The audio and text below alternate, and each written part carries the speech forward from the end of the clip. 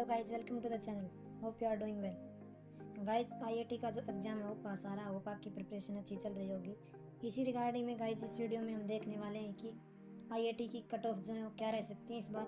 उसके अलावा कंपटीशन में क्या इंक्रीज या डिक्रीज क्या देखने को मिलेगा इस बार, उसमें डिटेल में बात करने वाले हैं गाइस।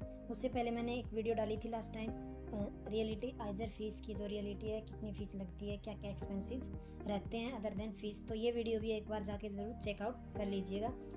तो चलिए गाइस देखते हैं कि जो इस बार कट ऑफ मार्क्स हैं, मिनिमम रिक्वायर्ड मार्क्स हैं, वो क्या रहने वाले हैं। उसके अलावा कंपटीशन में इंक्रीमेंट कैसे क्या देखने को मिलने वाला हमको, उस पर जो है एनालिसिस करने वाले हैं। तो चलिए शुरू करते हैं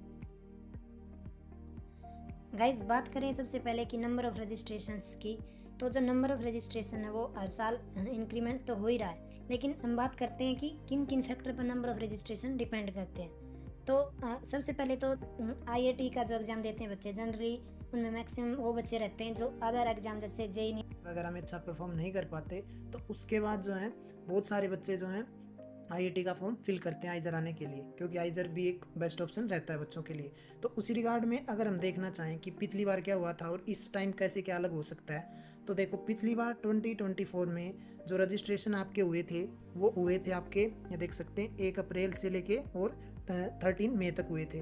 उसके बाद ये अदर जो है आपका एग्जाम वगैरह की डेट दे रखी है। वहीं अगर बात करें गाइज हम नीट एग्जाम की, तो नीट एग्जाम हुआ था 5 मई को, यानी कि 13 मई को आपके रजिस्ट्रेशन क्लोज हुए हैं, 5 मई को नीट का एग्जाम हुआ है। तो जिन भी बच्चों का जो है नीट का एग्जाम उतना अच्छा नहीं गया था, तो उन बच्चों ने भी अप्लाई किया होगा, जनरल बात है। क्योंकि आइजर में जो है ना, क्योंकि आइजर में जो है बायो के बच्चे भी है ना इक्वल रेशियो में आते हैं। मैथ वाले बच्चों से ज़्यादा ही बेशक हों, आइजर के बच्चे 50% से ऊपर ही रहते हैं, बायो के भी, बायो स्ट्रीम के भी आइजर में। तो ये एक जो है फैक्ट है। तो ये जो है पिछली बार का मैंने बता दिया। अभी देखो इस साल क्या हुआ है। वहीं अगर एक बार जेई की ओर देख लेते हैं कि जेई मेंस का जो सेकंड अटैम्प्ट हुआ था वो कब हुआ था, तो जेई मेंस की अगर हम देखें तो ये देख सकते हैं 8, 9 और 12 अप्रैल से को जो है ख़त्म हो गया था। जेई मेन का सेकंड अटैम्प्ट की बात कर रहा हूँ। तो उस टाइम जो है रजिस्ट्रेशन अराउंड 1 लाख बताए जा रहे हैं, अभी कोई ऑफिशियल डाटा रिलीज नहीं किया जाता है। तो ये जो है तब का था। अभी देखो अगर हम बात करें कि 2025 की रजिस्ट्रेशन डेट क्या है, 10 मार्च से 15 अप्रैल। गाइज 15 अप्रैल है, और जहाँ तक मेरे को लगता है ये डेट जो है बढ़ाई नहीं जाती, और अगर बढ़ाई भी गई तो ज़्यादा से ज़्यादा 5 से 7 दिन बढ़ा दी जाएंगी, इससे ज़्यादा नहीं बढ़ाई जाती। और इस बार जो है नीट का एग्ज़ाम वो कब है, तो आप देख सकते हैं इस बार जो है नीट का एग्ज़ाम भी 5 मई को जो है संडे, 4 मई को जो है संडे को आपका नीट का एग्ज़ाम रहने वाला है। तो इससे क्या होगा कि जो बच्चे अभी प्रिपेयर कर रहे हैं, हो सकता है कि बहुत सारे बच्चे अभी फॉर्म फिल नहीं करेंगे, और जब तक उनका नीट है, कुछ बच्चों का मान लें नीट अच्छा नहीं गया, तो उन बच्चों के पास इस बार ऑप्शन नहीं रहेगा, क्योंकि ऑलरेडी जो है ना आईआईटी के फॉर्म क्लोज हो जाएंगे।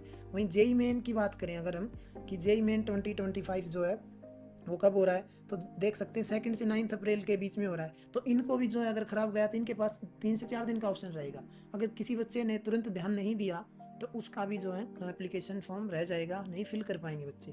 तो ये जो है एक इस बार जो है इफेक्ट पड़ सकता है रजिस्ट्रेशन के ऊपर, कि उतना इंक्रीमेंट शायद ना देखने को मिले लाइक पिछली बार जितना हुआ होगा, क्योंकि जो है रजिस्ट्रेशन जो इस बार जल्दी क्लोज हो रहे हैं। तो ये एक मेजर फैक्टर रहने वाला है। उसके अलावा गाइज इंक्रीमेंट हर साल थोड़ा बहुत होता है। इस बार भी अगर मैं मेरे अकॉर्डिंग बात करूं कि क्या रहने वाला है, तो जो है नियर अबाउट सेम ही रहने वाला है, ज़्यादा फर्क नहीं पड़ने वाला।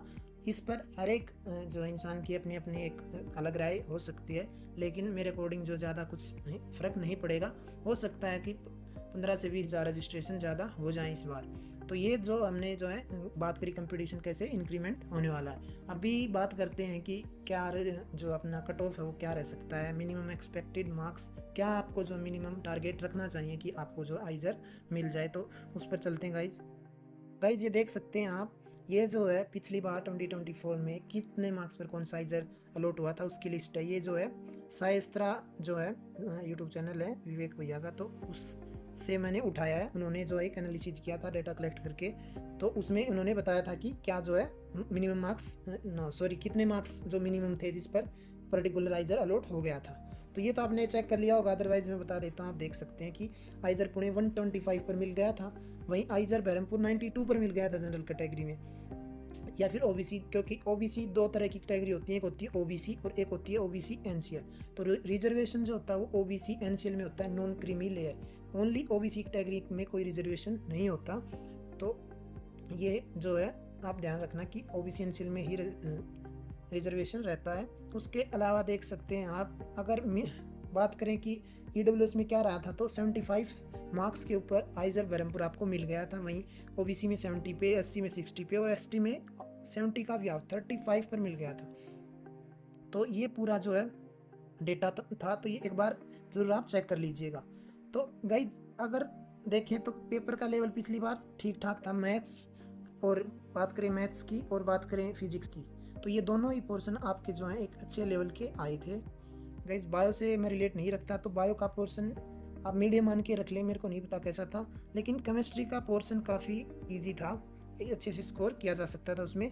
तो जो पेपर आया था आपका वो मॉडरेट लेवल से, मॉडरेट टू टफ या मॉडरेट कह सकते हैं आप, कुछ ऐसा ही था। तो उस पर इतने मार्क्स पर मिला था। हालांकि होप ये थी कि शायद कट ऑफ थोड़ी सी ऊपर जा सकती थी, लेकिन पेपर का लेवल अच्छा था तो इसलिए जो है नहीं गई।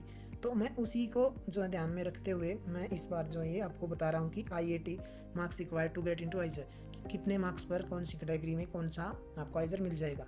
गाइज अब आपको जो एग्जैक्ट बताना किसी के लिए भी पॉसिबल नहीं है, क्योंकि हर बहुत सारे फैक्टर रहते हैं कि पेपर कैसा आएगा, कितने बच्चे बैठेंगे, सीट मैट्रिक्स क्या है, कितनी सीट इंक्रीज हुई हैं। तो अलग अलग फैक्टर रहते हैं कि कितने नंबर तक मिल जाएगा अदर, और कितने मतलब बच्चे कितना जो है इंटरेस्ट दिखा रहे हैं आइजर की तरफ जाने के लिए। तो अलग अलग फैक्टर पर डिपेंड करता है। हालांकि मैं कंसीडर करके चल रहा हूँ, अगर जो 2024 में पेपर आया उसके अकॉर्डिंग अगर मैं देखूँ, अगर वैसा ही कुछ पेपर आया और आपने इतने मार्क्स लिए तो डेफिनेटली आपका जो है आइजर में सिलेक्शन हो जाएगा। लेकिन ये जो है कंडीशन है कि पेपर का जो लेवल हो वैसा ही कुछ होना चाहिए। अगर 2023 का पेपर देखें तो मैथ्स का और फिजिक्स का पेपर काफ़ी ईजी था 2024 के कंपैरिजन में। तो ऐसे में फिर उस साल हो सकता है ज़्यादा कट ऑफ गई हो। तो अगर आइजर पुणे की बात करें तो 150 प्लस, हालांकि आप देख सकते हो पिछली बार तो 125 पर ही मिल गया था, लेकिन मैं एक सेफ स्कोर कंसिडर करके चल रहा हूँ। ये जनरल की बता रहा हूँ मैं। वहीं आइजर बरहमपुर 105 पर मिल जाएगा, और आई थिंक आइजर बरहमपुर 105 पर किसी भी लेवल का पेपर आया तो भी मिल जाएगा मेरे अकॉर्डिंग। तो 105 से 1010 अब वो आप टारगेट रखो, किसी भी आइजर में जाना है ना आपको, और जनरल कैटेगरी से हो तो। वहीं ईडब्ल्यूएस में 95 प्लस होने चाहिए आपके, ओबीसी एनसीएल में 90 प्लस, 80 में 70 प्लस और एसटी में 55 प्लस होंगे। तो ऐसे में आपके जो हैं पूरे चांसेज हैं कि आपको कोई ना कोई आइजर अलॉट हो जाएगा। वहीं बात करें कि अभी कुछ अलग कोर्सेज भी जुड़े हैं, जैसे आइजर कोलकाता में, मोहाली में बीटेक, और आइजर तिरुपति में भी स्टैटिक्स का जो कोर्स आया है। तो उस केस में जो है हो सकता है कि डिफ़र करेगी हर एक कोर्सेज की जो है ना मार्क्स क्या रिक्वायर्ड रहेंगे। बीटेक में हो सकता है इस बार ज़्यादा, में भी हो सकता है बीटेक आइजर कोलकाता, या फिर हो सकता है आइजर पुणे के बराबर भी जो है मार्क्स आपको लेने पड़ जाएं, क्योंकि बीटेक की तरफ हो सकते हैं बच्चे ज़्यादा इंक्लाइन हो मे बी। तो ये जो है मैंने बता दिया। तो उसका जो है गाइज मैं अभी उसका प्रेडिक्ट नहीं कर पा रहा कि उसका क्या रहने वाला, और कुछ कोर्सेज नए आए स्टैटिक्स और जैसे कंप्यूटेशनल डेटा साइंस का, तो उसका तो अभी बताना काफ़ी मुश्किल है, क्योंकि जो ये पहली बार ही आए हैं। तो रीज़न ये है, जैसे ही आगे कुछ जब भी इनसे रिलेटेड कट ऑफ आएगी तो मैं ज़रूर आपको बताऊँगा। अभी के लिए गाइज अगर आपने चैनल को सब्सक्राइब नहीं किया तो सब्सक्राइब जरूर कर लीजिए, क्योंकि ऐसी वीडियो मैं आगे भी लाता रहूँगा। और आपको गाइज आगे की स्ट्रेटजी क्या होनी चाहिए, उससे रिलेटेड वीडियो चाहिए तो ज़रूर बताइएगा।